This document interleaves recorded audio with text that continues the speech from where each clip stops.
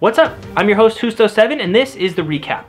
Each week I'll be bringing you up to speed on some of the top gaming news stories that you might have missed. Our top story today, Destiny 2. Destiny 2 is out now. It launched on September 6th for both the Xbox One and the PlayStation 4. It's a little bit strange, but it had a limited launch, so there is no PC version yet. The PC version is coming to Battle.net and will be available on October 24th. For the console release, it seems like Destiny 2 went pretty smooth.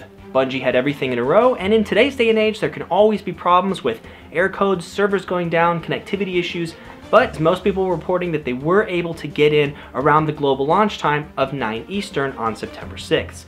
There was a couple of reports of people that took maybe delays of 15-20 minutes, but for the most part, it seems like fans of the franchise were able to jump in and play the game at launch night, which is great news.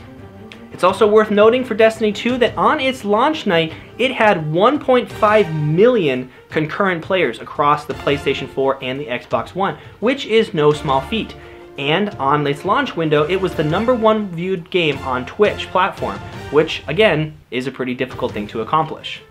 If you haven't picked up your copy of Destiny 2, now might be the time. Bungie has also released a list of all of their launch events coming up this month to celebrate their kickoff, and it's pretty chock full of everything. So there's a lot of content to keep both PvP and PvE players engaged. So pick up your copy now and let me know what you think of Destiny 2 in the comments. Good luck out there, Guardians. Changing gears, our next story of the day is about The Division.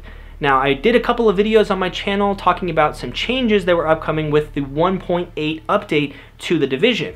Well, we recently got a state of the game where Redstorm and Massive took us through how some of these changes are going to work, and I'll just tell you that I'm pretty excited for a couple of them. The biggest news comes from Dark Zone changes. Friendly fire is now permanently off in the Dark Zone, and you won't get any more 19-second rogue timers for attacking people. So now you can chase down rogues, you can hunt people to your heart's content. You never have to worry about hitting another player, whether they're grouped with you or not, in the Dark Zone. Now, how do you go rogue, you may be thinking? If you want to do that and you want to hunt other players in the Dark Zone, you actually have to mark yourself rogue using a toggle on your D-pad. Now, there's still a lot of details that will need to be worked out, but this is one of the most requested features from the official Division Reddit, a toggleable rogue system. This means that when you, a player in the Dark Zone, see another player, you'll always know their intention.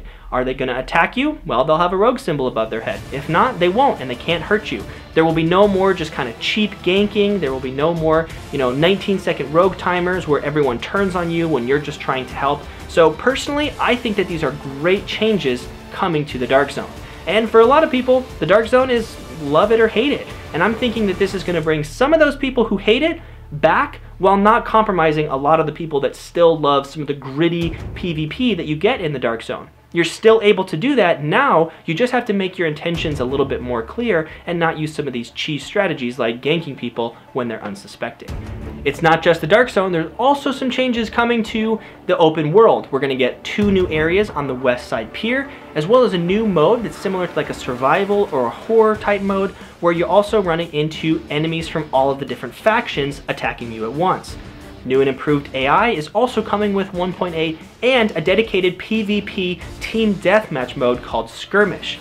And this is great because this update is completely free, unlike Last Stand, which was part of a paid DLC. So if you don't have the season pass or you don't have any of the downloadable content from last year, now you can still have a dedicated PvP mode for the Division. And I think that that is going to be a great change to people who have played the Division but want to try out some of that dedicated PvP and hate the Dark Zone. A lot of people do, so I think that this change, again, is going to be really good for the Division and will bring some of the people back to the game. Good job, Massive and Redstorm.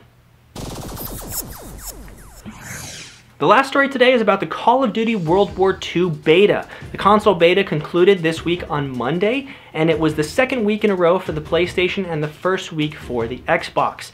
Now, one quick note, there has not been a PC beta, and unfortunately we haven't got a lot of information about the PC beta yet. There's even some stories that official posts on the forums or tweets are being deleted or removed, and we're still trying to figure out what that means or why. But as of right now, on the Steam page, there is no information about a PC beta or on the official Call of Duty website, so we'll have to see what that means. It has been announced that there will be a PC beta for Call of Duty World War II, so I guess we'll just have to sit tight for now, but we haven't heard about when that's going to be happening, if you'll be able to preload, anything like that. So I'm curious to see when that beta is going to come out and what changes they're going to make as a result of the beta. Speaking of making changes as a result of beta feedback, Michael Condrey took to Reddit this week to talk about some changes that they want to make. Between weeks 1 and 2 of the beta, there were already some changes, like to the score in TDM and how different weapon balance would work. But a very interesting note from this Reddit post is that Michael Condrey talked about people complaining about head glitching on some of the maps and about the long range versus short range encounters. He said that the team might even go as far as to redesign some of the maps based on players' beta feedback. Now that is really cool and that's crazy.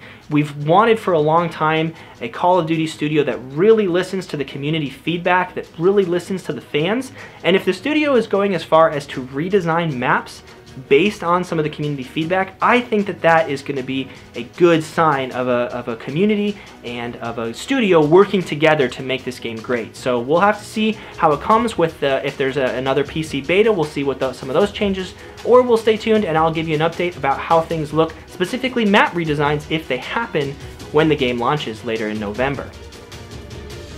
So there you have it, there's our news stories for the week. Thanks a lot for watching. Be sure to tune in next week on the recap where I'll have some news stories for you about gaming and tech that you might want to know about. Thanks a lot guys, I appreciate it.